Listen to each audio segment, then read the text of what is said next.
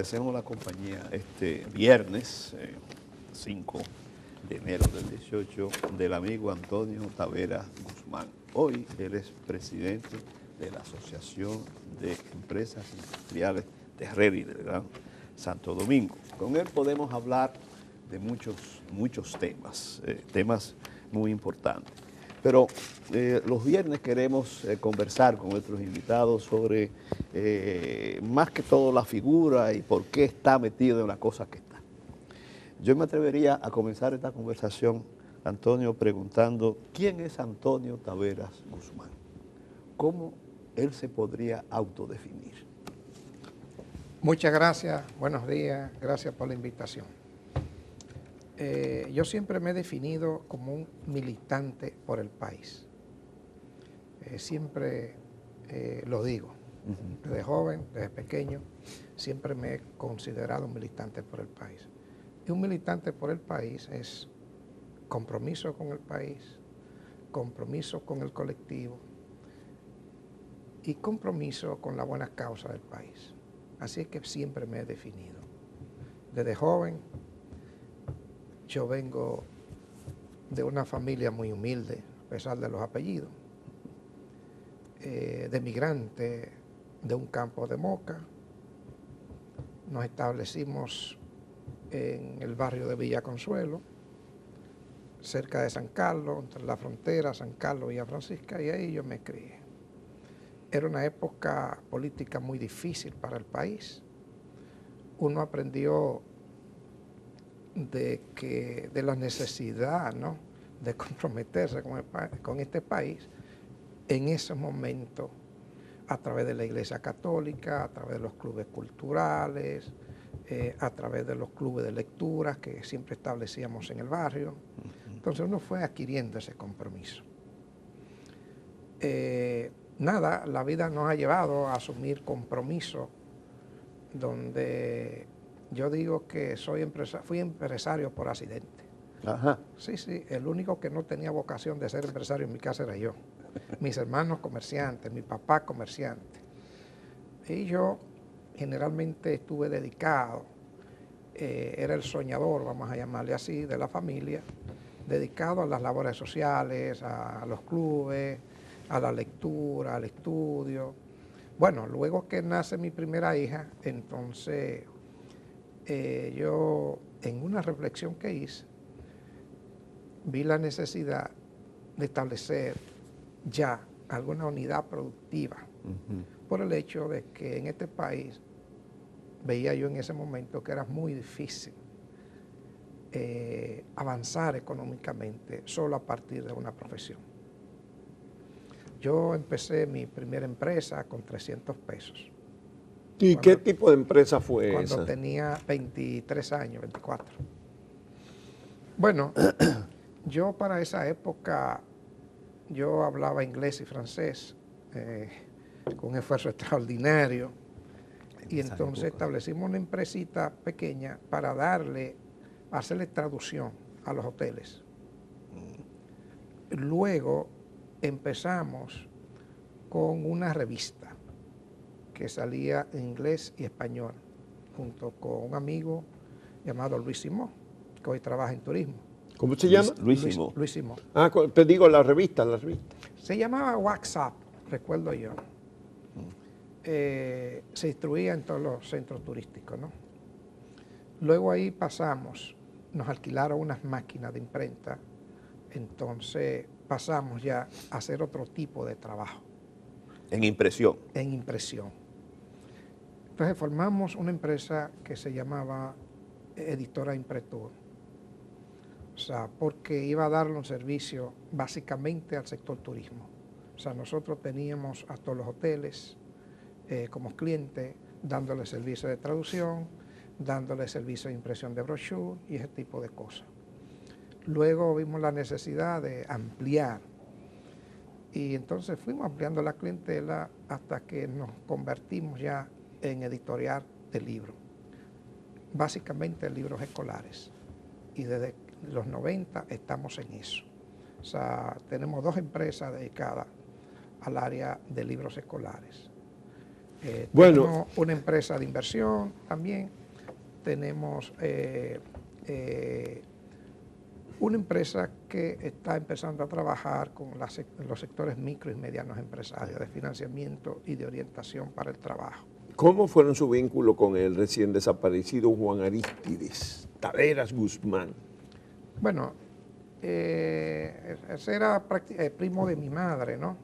¿Ustedes son primos nada más? No, de mi madre, primo. En los últimos tiempos no tuve relación, cuando estaba pequeño. ¿No tuvieron vínculo ustedes? Cuando estábamos pequeños. ¿De muchachos? Sí, se visitaba mi madre. Mi madre murió muy joven, mamá murió a los 50 años. Mamá fue quizá un paradigma de mujer. Fue una mujer muy luchadora, hizo de todo para mantener la familia junto a mi padre. Yeah. Lavaba, planchaba por paga, hacía todo lo que se hace en un barrio marginal, ¿no? Para sobrevivir.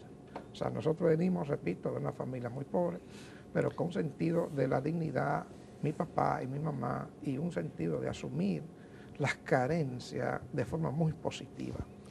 Por lo que ha dicho, uno puede percibir que ser empresario no constituye un fin, ¿o sí?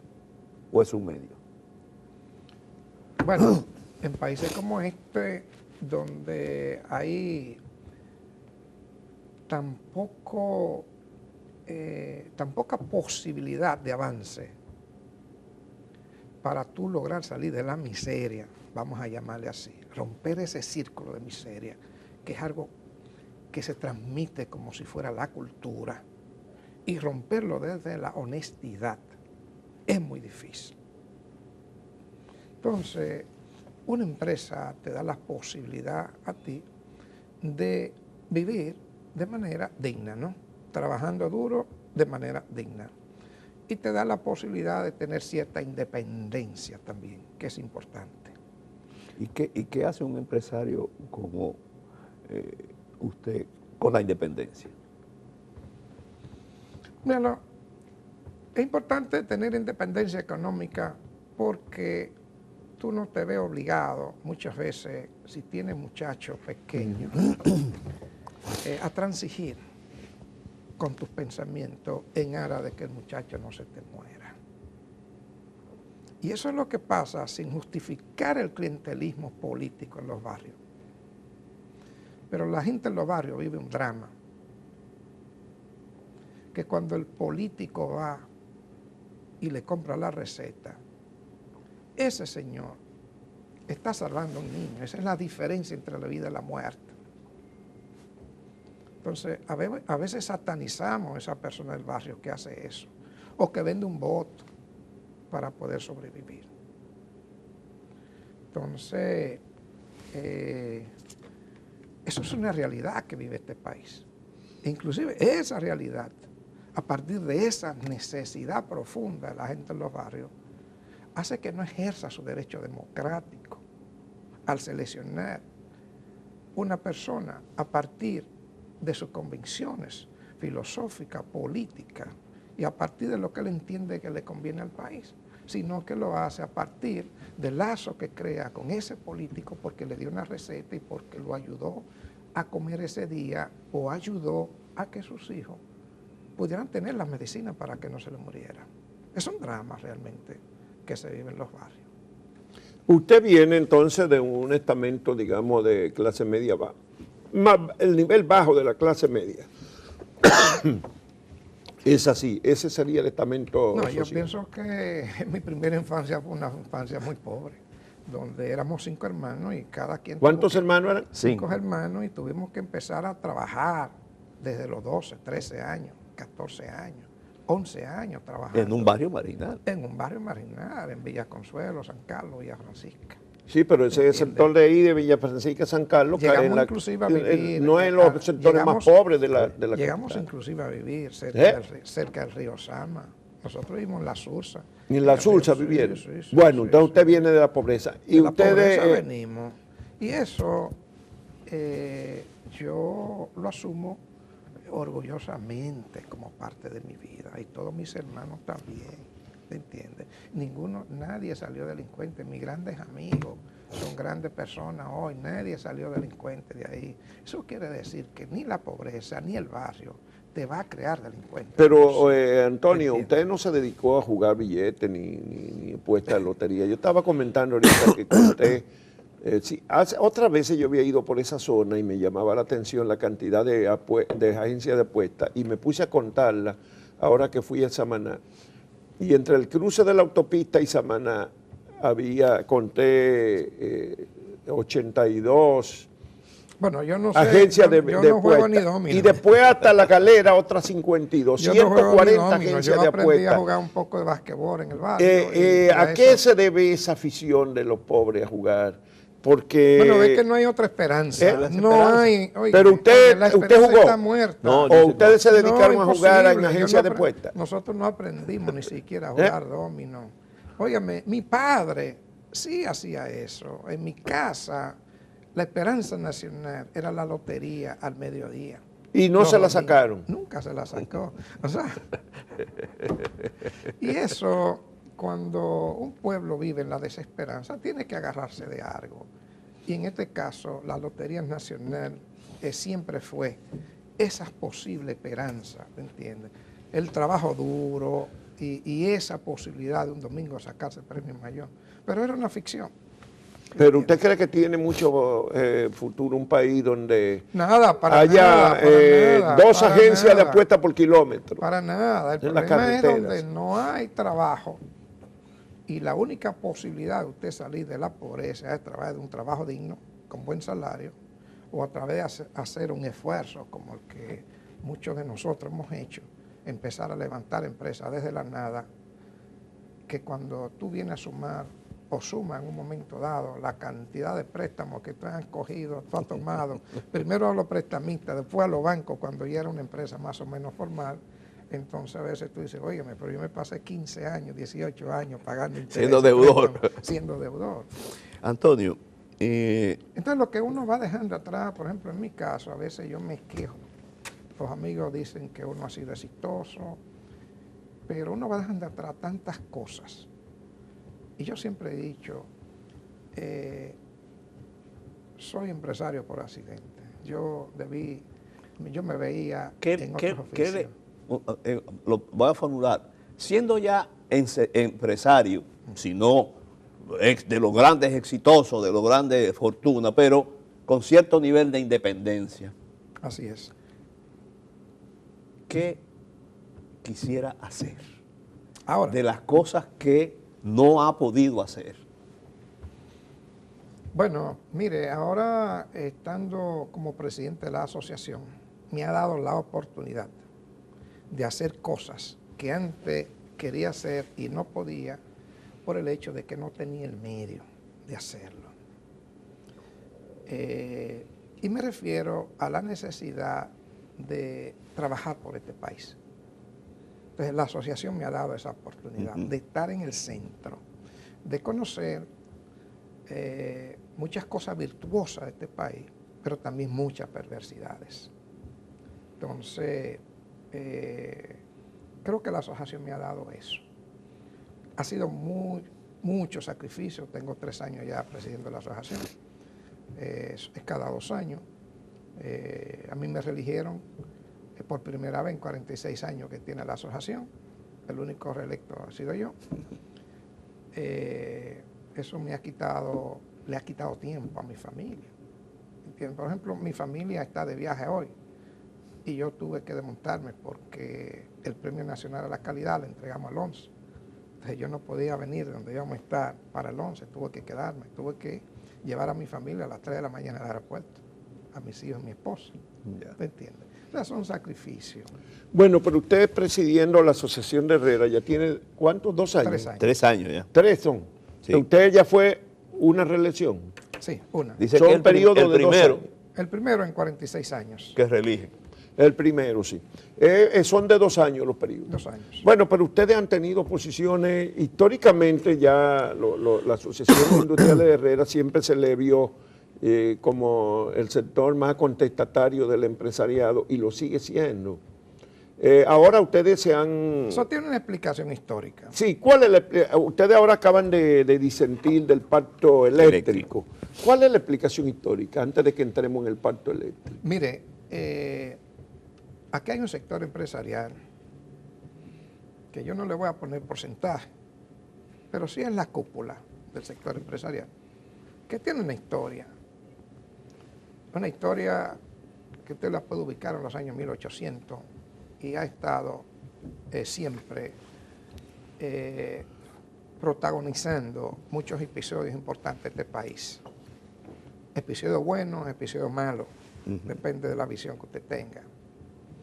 Nosotros somos un sector empresarial que nace nuevo a partir del año 70, cuando la política de sustitución de importaciones promovida por la CEPAL y que Balaguer retoma cuando llega en el segundo mandato, ni siquiera en el primer mandato, sino la retoma a partir del 70. Entonces crea la primera zona industrial que fue en Herrera. Era una zona muy apartada del país. Hay una serie de jóvenes que era muy apartada, ¿verdad? Sí. Le llamaron luego los muchachos de Herrera, una serie de jóvenes asumieron ese reto. Eran jóvenes que venían de clase media, universitario, a veces a muchos de ellos estudiados fuera, y asumieron ese reto de emprender industria en esa zona. Y a partir de ahí, muchachos jóvenes con un pensamiento que no estaba ligado a ese sector empresarial que venía de los 1800, entonces nacen con otras ideas del desarrollo, inclusive nacen con ideas diferenciadas en términos políticos, si se quiere, de ese empresariado que venía de los 1800 para acá. Entonces, nosotros como asociación nos fuimos ligando al desarrollo de la zona, pero también, jóvenes al fin, aquellos muchachos, estuvieron también muy preocupados por lo que estaba pasando en el país en ese momento. Les recuerdan que los años de posguerra, más los años 70, la situación política que se veía en este país, que era una situación donde había mucha represión, donde las libertades públicas estaban prácticamente anuladas, no había posibilidad de sindicalización, no había posibilidad de asumir militancia política pública que disintiera de la militancia política tradicional, y ni siquiera se podía hacer una crítica pública, nada, pero estos muchachos la hacían y reclamaban derechos. Por ejemplo, aquí se instaló un mecanismo para darle paso a las nuevas industrias, que era un círculo donde ese círculo aprobaba qué tipo de industria se iba a instalar o no. Nosotros luchamos en contra de eso, por el hecho de que eso establecía monopolio. Si había una industria del plástico, ese directorio decidía, porque estaba que no podía montarse otra empresa. Entonces nosotros empezamos a luchar en contra de eso, y fue una lucha importante, y de ahí nace también parte de esa lucha constante. En los años 90, la asociación decidió que el país tenía que darse un plan nacional de desarrollo y empezó a elaborar ese plan nacional de desarrollo. De ahí nace el plan decenal de educación, que fue parte de ese plan nacional de desarrollo, donde convocó a INTEC y otras universidades. Entonces, siempre es emblemático el encuentro que tuvo don Tony Isa Conde siendo presidente con Balaguer públicamente. Eso fue televisado, cuando la asociación se opuso a la subida de los aranceles en aduana. Hoy, nosotros, después de haber estado participando 3 años en el pacto eléctrico y de haber tenido ahí adentro una posición permanentemente muy crítica de lo que estaba pasando ahí, decidimos finalmente decirle a esta población que como está ese borrador del pacto eléctrico no resuelve el problema. Entonces, y lo hacemos responsablemente, y lo hacemos siguiendo nuestra tradición histórica de defender los intereses del país primero antes que los intereses corporativos. Entonces esa ha sido nuestra filosofía. Sí, ha habido algunas disensiones, dicen como si estuviera tomando decisiones individuales o son eso es fruto de una, digamos, un consenso en la Asociación de Herreras. ¿Cómo es Mire, la cosa? eso fue una decisión tomada de mucho consenso y tomada a partir de mucho estudio.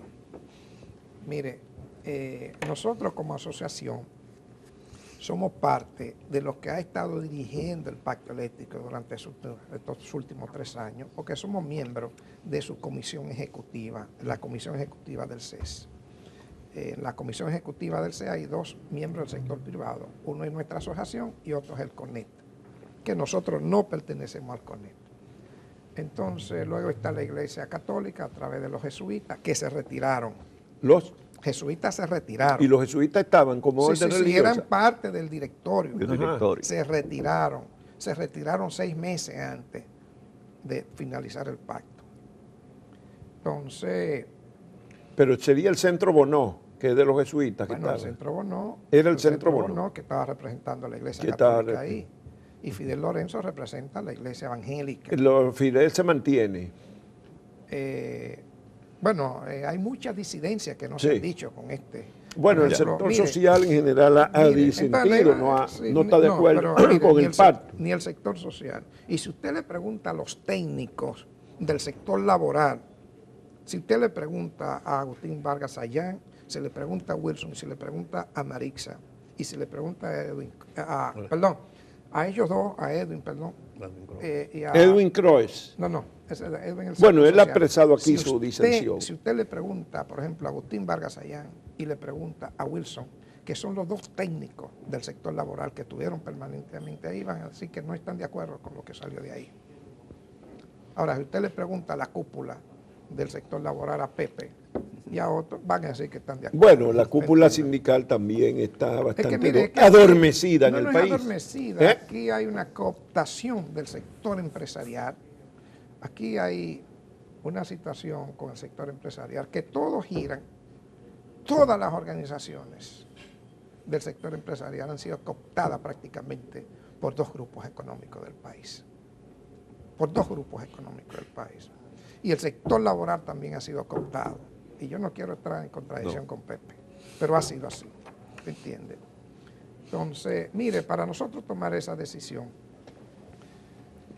llamamos a un taller con los mejores expertos de este país, participando muchos de ellos, la mayoría en el Pacto Eléctrico, expertos eléctricos, y con los organismos internacionales, básicamente como el Banco Interamericano de Desarrollo, que ha tenido en este país un protagonismo queriendo financiar proyectos para resolver el problema eléctrico. Y de ahí también, en ese taller participó la directiva en pleno. Y a partir de ese taller, y estudiando los documentos, fue que la directiva, no Antonio Tavera, la directiva decidió no firmar el pacto, como estaba. Decidió que si ese pacto no se enmendaba en algunos aspectos, o sea, no resolvía el problema eléctrico. Entonces, el problema eléctrico de este país es un problema, como todo, que no se resuelve porque no hay decisiones políticas transparentes para resolverlo. O sea, es un problema de transparencia y de querer resolverlo. Y querer romper con intereses económicos que hay ahí dentro, que no son intereses pro país, son meramente intereses económicos para un problema que tiene 60 años y que se ha convertido en un problema de nación. Claro. Entonces eso no lo podemos reducir a intereses particulares de grupos, ¿entiendes? Y eso es lo que está pasando en el Pacto Eléctrico. Y a intereses también de dominio de carácter político de 2 grupos en pugna dentro del gobierno. Entonces, nosotros los grupos que están enfrentados en el gobierno, claro, tienen incidencia ahí, claro, en el Pacto Eléctrico. Totalmente. ¿Y cuáles son los, digamos, las tres? Mira, a mí se me acusó porque no tienen cómo rebatir los planteamientos con ideas, de que nosotros no hicimos propuestas. Sí, de que ahora sí, pero cuando estaban ahí no presentaron esas que objeciones. Ustedes no presentaron objeciones. Eso no es verdad, nosotros fuimos críticos permanentes ahí.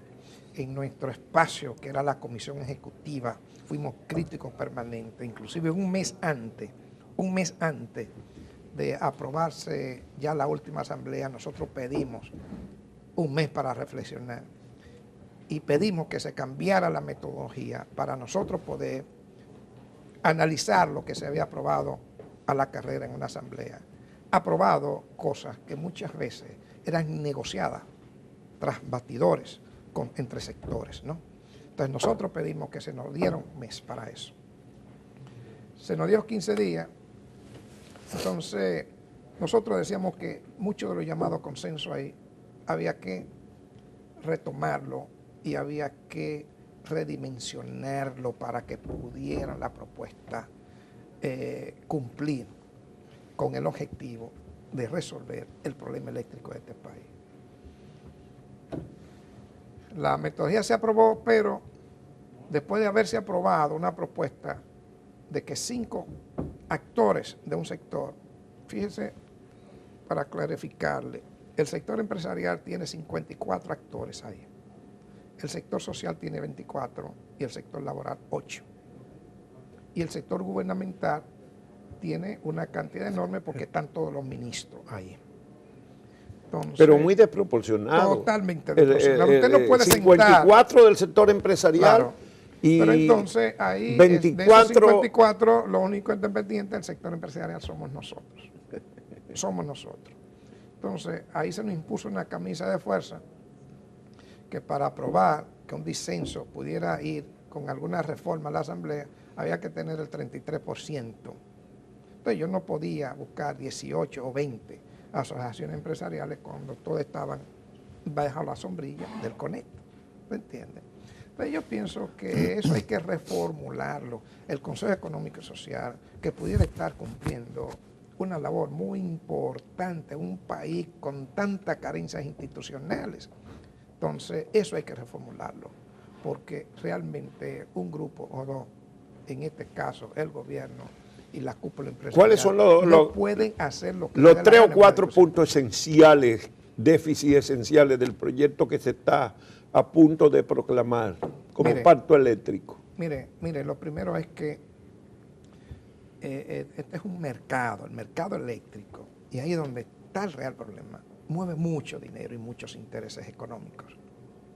Entonces, ahí hay que definir claramente un órgano regulador, que sea un órgano independientemente del gobierno e independientemente de los empresarios. Y eso ustedes lo plantearon. Claro, nosotros planteamos. Ese es uno de los déficits. ¿Cuáles son los otros? Perdón, nosotros planteamos el perfil que debían tener los miembros de esa superintendencia nueva, cuáles eran sus características, para que fuera totalmente independiente y pudiera regular un mercado que tiene tantos intereses. Independiente del gobierno y de los intereses económicos. Así mismo, para que pudiera ser un juez totalmente con capacidad de decisión y con capacidad de decirle a cualquier empresario, mire, esto no puede ser, o a cualquier político. ¿Cuáles son las otras deficiencias que ustedes esperaban enmendar? Mire, el problema de las distribuidoras, que es el problema básico por lo cual no tenemos nosotros energía. Aquí hay, en estos momentos, generación suficiente para cubrir la demanda. Ahora bien, como las distribuidoras en manos del gobierno pierden el 32 o el 34% de lo que le están comprando a los distribuidores, entonces es una empresa deficitaria y pierden el 32 o el 34% por malas situación de las redes, estas eran las pérdidas técnicas, y por mala gerencia administración, y por la cantidad de gasto corriente enorme, por el enorme gasto corriente que tiene ahí, nóminas abultadas, gerencia. Entonces ustedes planteaban que eso se rectificara. Sí, que no sea un simple enunciado, que el gobierno diga, nos quedamos con la sede y vamos a hacer esto, porque vamos a hacer esto y estos enunciados ya lo han propuesto 10 veces a los organismos internacionales y no se ha resuelto. Bien, se nos acaba el tiempo, Antonio. Mire, ¿Cuál es otro factor? Así, enúncieme si hay alguno, dos, tres mire, más. el problema también la tarifa técnica. técnica. La tarifa técnica. Que está en la ley, la tarifa técnica, la ley. Pero no se observa. No se cumple con la tarifa técnica. ¿Por qué la tarifa técnica? Bueno, cuando usted va a establecer que esta copa cuesta 2 centavos, usted va a tener un costo de producción de esa copa más la ganancia. Pero para usted ponerle el precio final, usted tiene que tener